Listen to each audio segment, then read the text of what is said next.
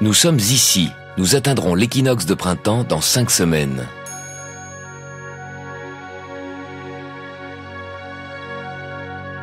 En fait, la Terre, pourquoi est-elle ronde? C'est une question de poids. La Terre fait le poids. Sa masse génère de telles forces d'attraction que toutes ses parties se pressent vers son centre. Ce n'est pas le cas pour les astéroïdes. Ce sont de toutes petites planètes, grandes comme la Corse ou l'île de Ré, ou comme un immeuble. Et justement, comme elles sont petites, il n'y a pas assez de force d'attraction pour attirer toute leur matière et former une sphère. Sur la Terre, qui a une masse énorme, la force d'attraction dirigée vers le centre de la Terre est une force irrésistible, rien ne peut y échapper. Et heureusement, car cette force d'attraction retient autour de la Terre l'atmosphère, l'air que nous respirons.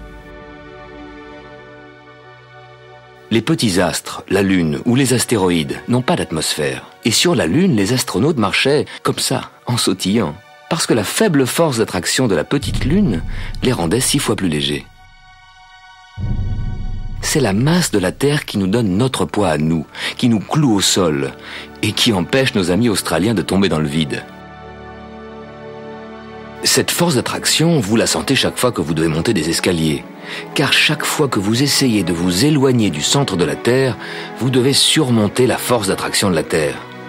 Chaque objet qui vous échappe, la force d'attraction de la Terre l'emporte et l'objet tombe. On raconte même que c'est comme ça que la force d'attraction a été découverte au XVIIIe siècle. Une pomme serait tombée sur la tête d'Isaac Newton, qui alors se demanda pourquoi. Parce que la masse énorme de la Terre attire la petite masse de la pomme. Mais alors, pourquoi la Lune ne tombe-t-elle pas sur la Terre? Et la Terre ne tombe-t-elle pas dans le Soleil?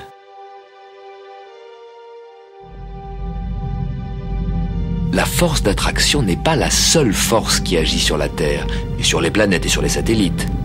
Les planètes qui se sont formées de cette purée de matière ont reçu une forte impulsion centrifuge qui fuit le centre.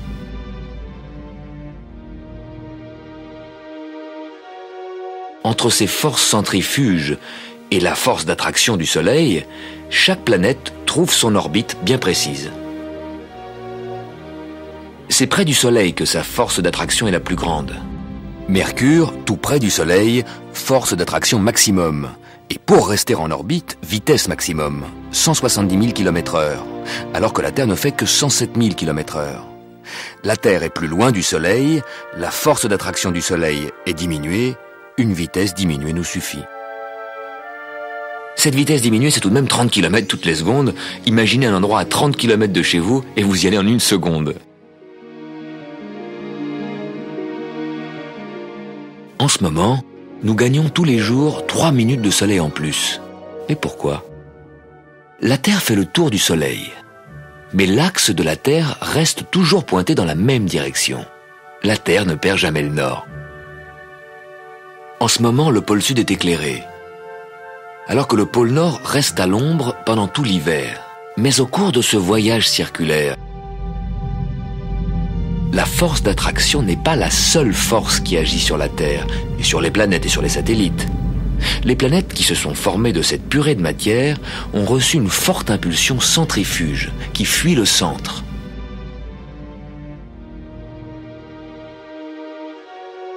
Entre ces forces centrifuges et la force d'attraction du Soleil, chaque planète trouve son orbite bien précise.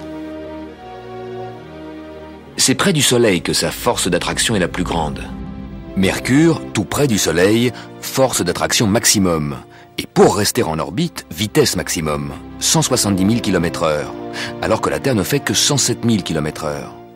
La Terre est plus loin du Soleil, la force d'attraction du Soleil est diminuée, une vitesse diminuée nous suffit. Cette vitesse diminuée, c'est tout de même 30 km toutes les secondes. Imaginez un endroit à 30 km de chez vous et vous y allez en 1 seconde. En ce moment, nous gagnons tous les jours 3 minutes de soleil en plus. Et pourquoi? La Terre fait le tour du Soleil. Mais l'axe de la Terre reste toujours pointé dans la même direction. La Terre ne perd jamais le nord. En ce moment, le pôle sud est éclairé, alors que le pôle Nord reste à l'ombre pendant tout l'hiver. Mais au cours de ce voyage circulaire, le pôle Nord se penche peu à peu vers le Soleil.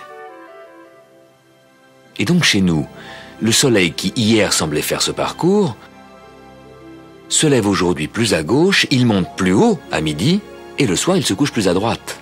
Prenez des repères chez vous, et vous verrez demain, ce sera encore plus à gauche, plus haut à midi et plus à droite le soir. Si vos fenêtres donnent à peu près vers le sud, le soleil, en hiver, bas dans le ciel, atteint la paroi en face de la fenêtre. Mais peu à peu, le soleil qui de jour en jour grimpe plus haut dans le ciel, éclairera le plancher au milieu de la pièce. Et en été, le soleil au plus haut dans le ciel n'éclairera plus que le plancher tout près de la fenêtre. En ce moment, en hiver, les rayons du soleil pénètrent jusqu'au fond de la pièce. Regardez ce rayon et imaginez la position de la Terre dans le système solaire. Imaginez votre place dans l'univers.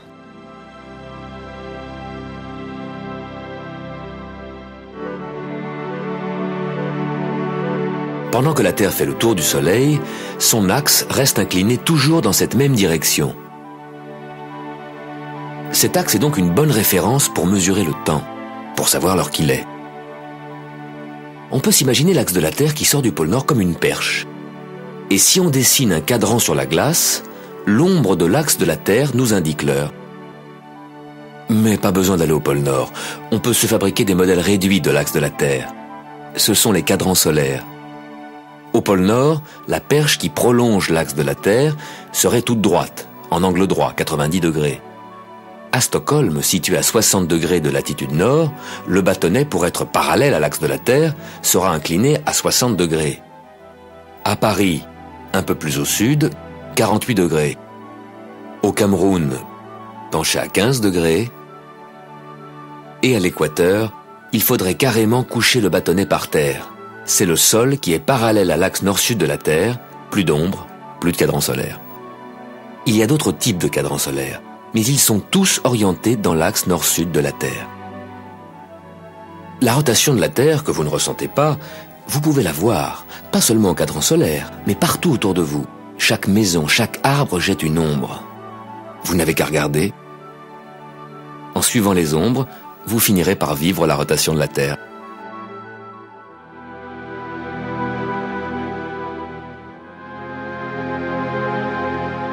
Dans le système solaire, nous connaissons bien nos voisins les planètes, leur position, leur vitesse, leur mouvement. Les surprises viennent des comètes. Bien entendu, il y en a que nous connaissons bien, comme la comète Halley, qui passe régulièrement tous les 76 ans. Mais parfois de nouvelles comètes apparaissent, comme la comète Hale-Bopp, qui est passée tout près de nous en 1997. Les comètes sont plus petites que les planètes. Elles circulent sur des orbites elliptiques. Certaines viennent des régions lointaines du système solaire, puis elles passent près du Soleil et s'en vont de nouveau. En s'approchant du Soleil, elles éjectent d'énormes quantités de gaz et de poussière. Ces matières forment la queue de la comète, qui s'étire dans le ciel comme des cheveux dans le vent. Comète veut dire chevelu en grec. Les comètes sont des petits astres chevelus. On a tendance à croire que la comète fonce à travers le ciel, la tête en avant et la queue à l'arrière. En fait, la queue est toujours dirigée du côté opposé du Soleil, car c'est le flux des particules émanant du Soleil, le vent solaire, qui pousse les cheveux de la comète vers l'extérieur. Bientôt, nous reparlerons de cette comète Hale-Bopp quand elle sera plus proche de nous.